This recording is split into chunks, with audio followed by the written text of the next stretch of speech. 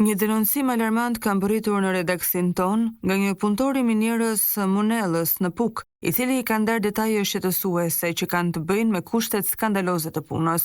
Sipas denoncuesit, punëtorët po përballen çdo ditë me rreziqe serioze për shëndetin dhe jetën e tyre për shkak të nivelit të lartë të gazit të emetuar nga makineritë dhe shpërthimet e dinamitit brenda minierës. Denoncuesi tregon se ndërkohë që inspektorët e sigurisë teknike i gjobisin për mungesën e kapeleve dhe syzeve mbrojtëse, kur vjen puna për respektimin e rregullave të sigurisë themelore, firma dhe autoritetet janë inekzistente. Punëtorët shpesh janë të ekspozuar ndaj aksidenteve, të cilat sipas tij nuk publikohen, por mbulohen duke u ofruar para në dorë të lënduarve. Çdo ditë ka aksidente dhe të lënduar, por firma i jep para në dorë dhe nuk i bën publike. Jemi pa kontrata, pa asgjë. Dhe presionet vazhdojnë nga kompania që nëse hymë në protesta, do të na largojnë nga puna, shprehet ndër të tjera denoncuesi. Punëtorët kanë krijuar edhe një sindikat për mbrojtjen e të drejtave të tyre, me në krye presidentin e sindikatave Gëzim Kalaja. Por sipas denoncuesit, edhe ky përfaqësues i sindikatës ka treguar indiferencë, duke shtyrë protestat në këmbim të përfitimeve personale, ndërkohë që presionet nga kompania vazhdojnë. Denoncimi i plot i punëtorit të minierës. Përshëndetje,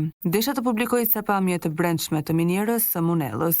Pamje se si punëtorët e sektorit të brendshëm po i mbysin vetëm nga gazi i makinerive dhe dinamitit. Sigurimi teknik vjen dhe na fut gjoba për kapele dhe syze, por vjen puna për siguri dhe rregulla jemi zero. Çdo ditë ka aksidente dhe të lënduar dhe u japin lek në dorë dhe nuk i bëjnë publike.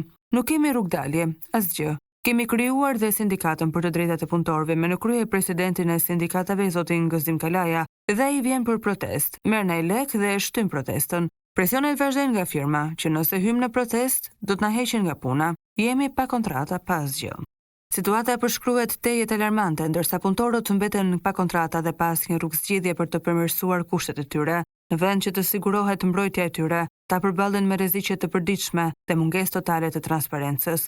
Redaksia jon apelon për ndërhyrjen e autoriteteve përkatëse për të hetuar dhe për të marrë masa mbi situatën në këtë minierë, si dhe për të garantuar mbrojtjen dhe sigurinë e punëtorëve. Ne gjithashtu kemi denoncuar më parë ndotjen e rëndë të lumit Fan dhe zonës përreth nga kjo minierë për shkak të aktiviteteve të saj të pakontrolluara. Ndotja e shkaktuar nga miniera vazhdon të dëmtojë mjedisin dhe komunitetin lokal, ndërsa autoritetet duket se nuk e kanë vënë as pak ujë në zjarr.